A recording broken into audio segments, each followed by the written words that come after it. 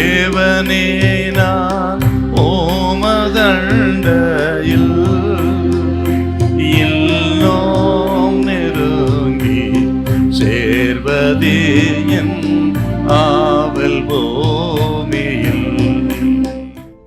எசேக்கியேல் தீர்க்கதரிசன புஸ்தகம் 22ஆம் அதிகாரம் 30வது வசனத்தை வாசிக்க கேட்போம். நான் தேசத்தை அழிக்காதபடிக்கு திறப்பிலே நிற்கவும் சுவரை அடைக்கவும் தக்கதாக ஒரு மனுஷனை தேடினேன், ஒருவனையும் காணேன். தேசத்தை காக்கும்படிக்கு அலங்கத்தில் இருக்கிற அந்த திறப்பை அடைக்கும்படி, தேசத்தை காக்கும்படி ஒரு மனிதனை தேடினேன், ஒருவனையும் காணேன் என்று ஆண்டவர் துயரமாய் சொன்ன ஒரு வார்த்தை இது. இங்கு இந்த திறப்பு என்பது எருசலேமை சுற்றிலும் மதில் சுவர் இருந்தது, அது அலங்கம் என்று நம்ம பார்க்கிறோம். அந்த அலங்கத்திலே காணப்படுகிற ஒரு திறப்பை தான் இந்த வார்த்தை சொல்லுகிறது. அதாவது நமது வாழ்க்கையிலும் அல்ல தேசத்திலும் சரி, இப்படிப்பட்ட அலங்கத்திலே ஒரு திறப்பு இருக்கும் என்று சொன்னால், அந்த திறப்பின் வழியாக சாத்தான் உள்ளே வருவதற்கு, அழிவு உள்ளே வருவதற்கு அந்த திறப்பு காரணமாயிரும். ஆகவேதான் அந்த அடைத்து தேசத்தை பாதுகாப்பதற்கு ஒரு மனிதன் இல்லையா என்று ஆண்டவர் தேடுறாரு. ஆகவே திறப்பு என்பது மிக ஆபத்தான ஒன்று.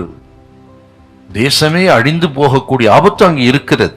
அதுதான் அப்படி அழியக்கூடாது என்பதற்காக தேடுறாருங்க.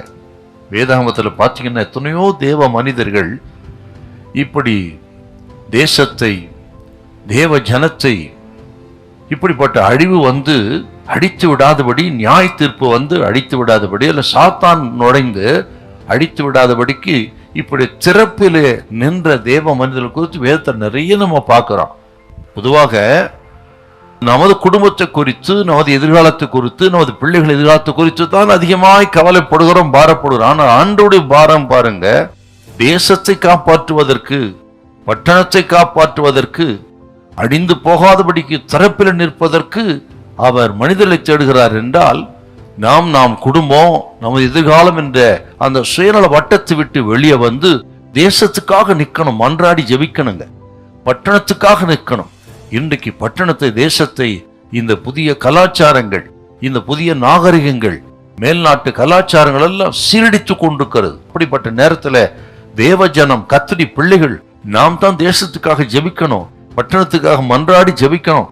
இதை கேட்கிற அருமையான கர்த்தருடைய பிள்ளைகளே, ஒரு மனிதனை தேடினேன், ஒருவனையும் காணேன் என்று ஆண்டவரின் துக்கத்தை, துயரத்தை ஏற்றுக்கொண்டு இதோ நான் இருக்கிறேன் என்று அர்ப்பணிக்கிற அப்படிப்பட்ட மனிதர்களாக இருக்க தேவன் உங்களை அழைக்கிறார். ஹல்லேலூயா, ஹல்லேலூயா.